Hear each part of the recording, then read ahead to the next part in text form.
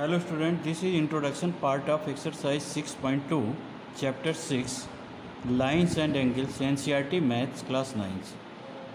So students, in this exercise we will discuss about parallel lines and a transversal. So let us first we will discuss about what is transversal. Transversal.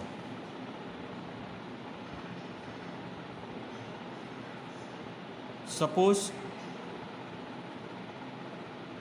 two lines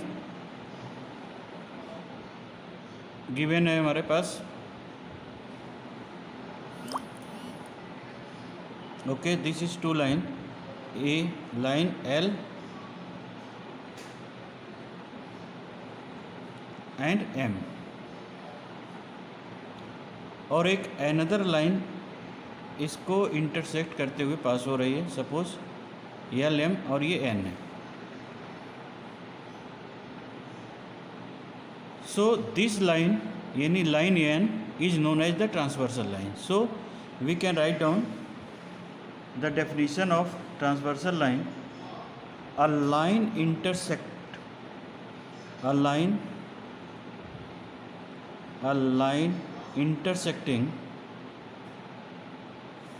intersecting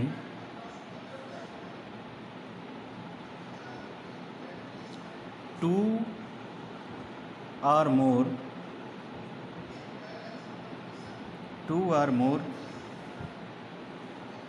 than two distinct line or more than two distinct line. Distinct means different line. At the distinct points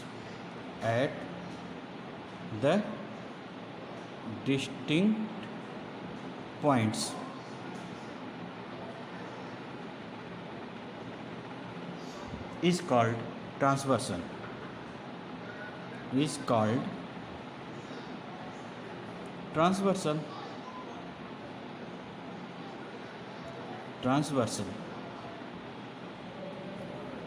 तो बच्चों अब हम बात करते हैं.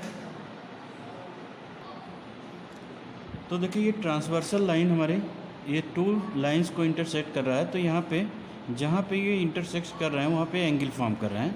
तो suppose हमने ले लिया angle 1, angle 2, angle 3, angle 4, angle 5, angle 6, angle 7 and angle 8. So angle 1 and 3 अब इसमें देखिए एंगल क्या है 1 और 3, 2, 4, 1 angle 1 and angle 2, angle 1 and angle 3, angle 2 and angle 4,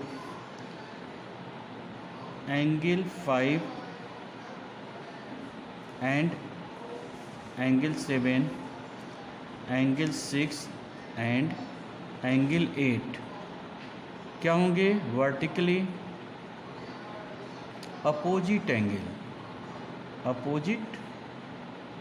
angle. और हम इस एंगल को लें तो एंगल 1 एंड 5 ये क्या होंगे करस्पॉन्डिंग एंगल. तो हम लिखते हैं करस्पॉन्डिंग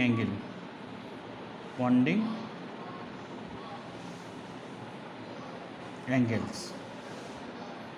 ये क्या होंगे angle 1 and 5, angle 2 and angle 6, angle 1, 5, 2, 6. इसी तरह से angle 4, 8, angle 4 and angle 8, angle 3 and angle 7, angle 3 and angle 7 all are the corresponding angle. अब हम बात करते हैं alternate interior angle, alternate interior angle. तो अल्टरनेट इंटीरियर एंगल क्या होगा? क्रॉस में, यानी 4, 6 एंड 3, 5। तो angle 4 and 6 and angle 3 and 5, ये होगा alternate interior angle. And alternate exterior angle,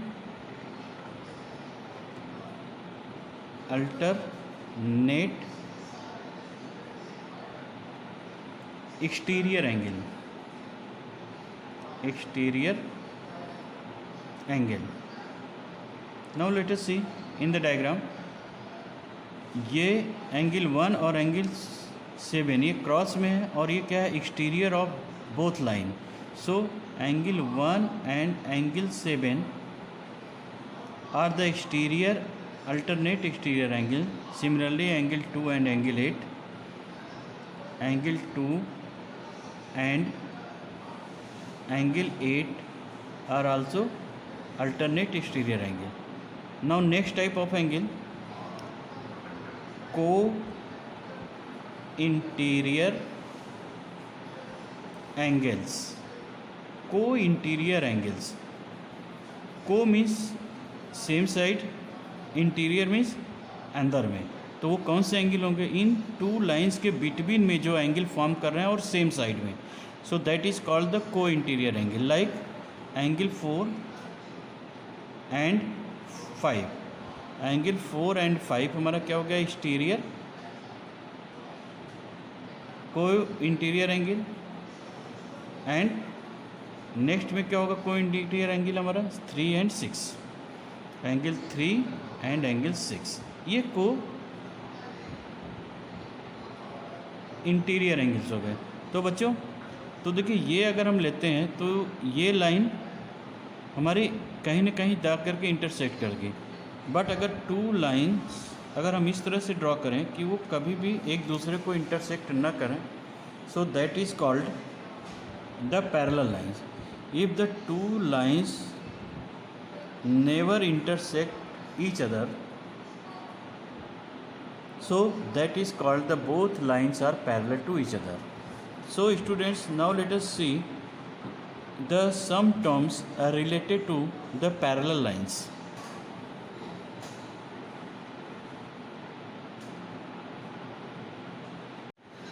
तो बच्चों, first we will draw the two parallel lines. Suppose A and B and another lines parallel to this line, हमने denote कर दिया C and D. This is the line segment CD, and another line intersect the both two lines. Suppose this is L. तो यहाँ पे अगर हम angle show करें तो दिस इज 1, 2, 3, 4, 5, 6, 7 एंड 8। तो अब हम यहाँ पे बात करेंगे करस्पॉन्डिंग एंगल की। फर्स्ट में करस्पॉन्डिंग एंगल, करस्पॉन्डिंग एंगल्स, अगर दो लाइन पैरेलल है तो उनके करस्पॉन्डिंग एंगल्स क्या होंगे? इक्वल होंगे। करस्पॉन्डिंग एंगल्स आर इक्वल, तो करस्पॉन्डिंग एंगल्स इक्वल होंगे। तो 1 and 5 हमारा करस्पॉन्डिंग एंगल है, तो हम लिख सकते हैं एंगल 1 इक्वल टू एंगल 5। उसी तरह से angle 2 equal to angle 6, angle 2 also equal to angle 6। So both corresponding angles are equal to each other. And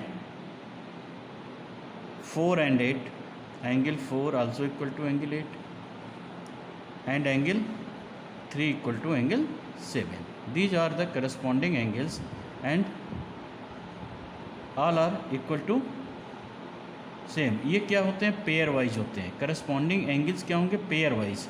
तो pair of the corresponding angles equal to each other, ये हो गया 7। Now second type angles हमारा क्या है? Alternate interior angle. Alternate interior angle, interior angles, ये भी क्या होंगे? पेयर वाइज ही होंगे और ये इक्वल होंगे। तो angle 4 and 6, angle 4 and angle 6 alternate हैं and both are equal to each other. Similarly angle 3 also equal to angle 5। Now third case, यानी थर्ड टाइप एंगल्स हमारा क्या होगा? अल्टरनेट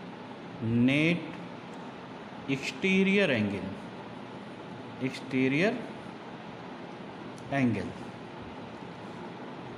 तो एंगल 1 एंड 7 ये क्या होंगे? इक्वल होंगे। तो एंगल 1 और 7 are equal to each other. So angle 1 and angle 7 ये भी इक्वल होंगे। उसी तरह से angle 2 also equal to angle 8। This is the alternate exterior angle. Now third and fourth types of the angle. अगर ये कंडीशन सेटिस्फाई होता है तो ये दोनों लाइन पैरेलल होंगे, यानी ये दोनों लाइन अगर पैरेलल हैं तो ये कंडीशंस अप्लाई होंगे, यानी करस्पॉन्डिंग एंगल्स इक्वल होंगे, अल्टरनेट इंटीरियर एंगल्स इक्वल होंगे, alternate exterior angle and co interior angle. Co interior angles में क्या रिलेशंस होंगे अगर पैरेलल लाइन्स हैं तो? So sum of co interior angles equal to 180 degree, यानी angle 1 angle 4 plus angle 5 equal to 180 degree and angle 3 plus angle 6 also equal to 180 degree. It means अगर इसका सम 180 degree होता है तो ये दोनों लाइन पैरेलल होंगे, या ये कंडीशन होल्ड करता है तो भी पैरेलल होंगे, ये कंडीशन होल्ड करता है तो भी पैरेलल, एंड ये कंडीशन होल्ड करता है तो ये दोनों लाइन पैरेलल होंगी। So students, now let us see the some theorems and some examples based on the parallel lines